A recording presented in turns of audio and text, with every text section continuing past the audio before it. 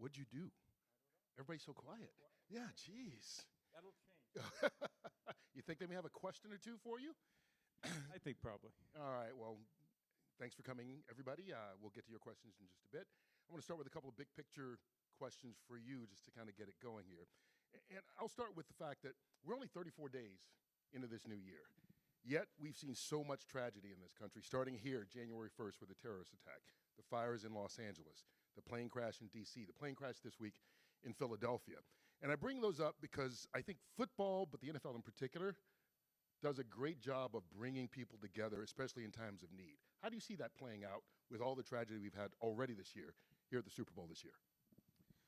Well, I think it's an understanding of our place in society, frankly. And I think that's evolved over a period of time where people expect the NFL to respond in a positive way and to take that opportunity to obviously observe the tragedy and mourn that, but also to be able to share a moment to sort of inspire people. And I think in each tragedy, you see that in those communities where people come together, help one another. And I think when we are able to use our platform in a way where we can show that, we can show the compassion, we can show the first responders, we can show how people are helping one another. Our players are reaching out, our coaches are reaching out. When you see all that, I think it's inspiring. I think it's a way to bring everyone together. And we use that platform in a way that recognizes our role in society and hopefully does have a positive impact. You know, I go back to even right after September 11th, the Super Bowl that year was in New Orleans. You know, and here we are again back in New Orleans following all the tragedies that I talked about. You know, no city has hosted the Super Bowl more than New Orleans. Why does the NFL keep coming back here? Well, a lot of reasons. One, I think this community has such a way of putting an event on.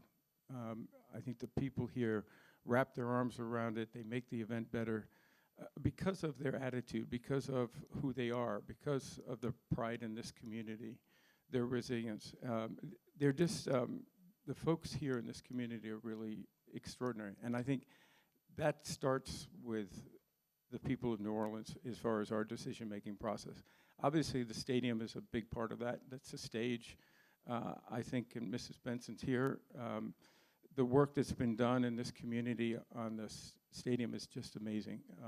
I walked in here a few months ago for a pre-Super Bowl event, and to see what they've done with this facility from a fan's perspective, I think is just off the charts. So I think people coming in are going to get a different feel for the stadium. But this city and the leadership and Mrs. Benson, we wouldn't be here without her leadership and what she's done to promote New Orleans, to be a strong person in this community who leads. But she also has a tremendous influence. Jeffrey Lurie's here, the NFC champions. And I think we realize that this is a place that is sort of perfect for the Super Bowl. One more question before we open it up to the media, because it happened just before we came out that state of Louisiana sanctioned girls flag football as a high school sport. 15th state in the country to do it, I believe? 15th, yes. Yeah. Okay, so, I mean, it's spreading, it's moving forward, and we're going to see it in the Olympics in 28. Yeah, we're really excited about flag football in general and on a global basis. I think we have 20 million people who play flag football on a global basis. You'd be surprised at the talent level.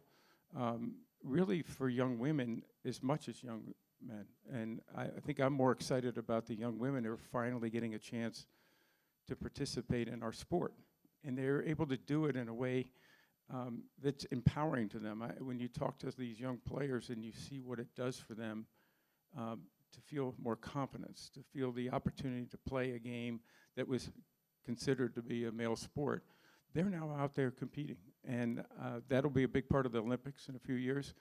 But I think it's also something for us that we want to, we want to look at all levels, the youth level all the way up. And we're exploring very aggressively now an opportunity to create a professional flag league for both men and women. Obviously, two different leagues. And I think this is something that we've been working on for several months. It's a tremendous amount of interest from players, from investors, to people who I think recognize particularly that women's sports are at a place where it's real, and it's something that I think we all want to be part of. When you say pro league, would pro NFL players be eligible to play in that league when they retire, or this is for? I guess people like theoretically, Kurt, I'm not. I haven't thought about that one, but Yeah. I think that's an issue for the Olympics, of course. Mhm. You know, in the context of will NFL players or former NFL players want to participate, represent their country, not just here, but we have a lot of international players who may want to play for their country, and I think that's a great opportunity.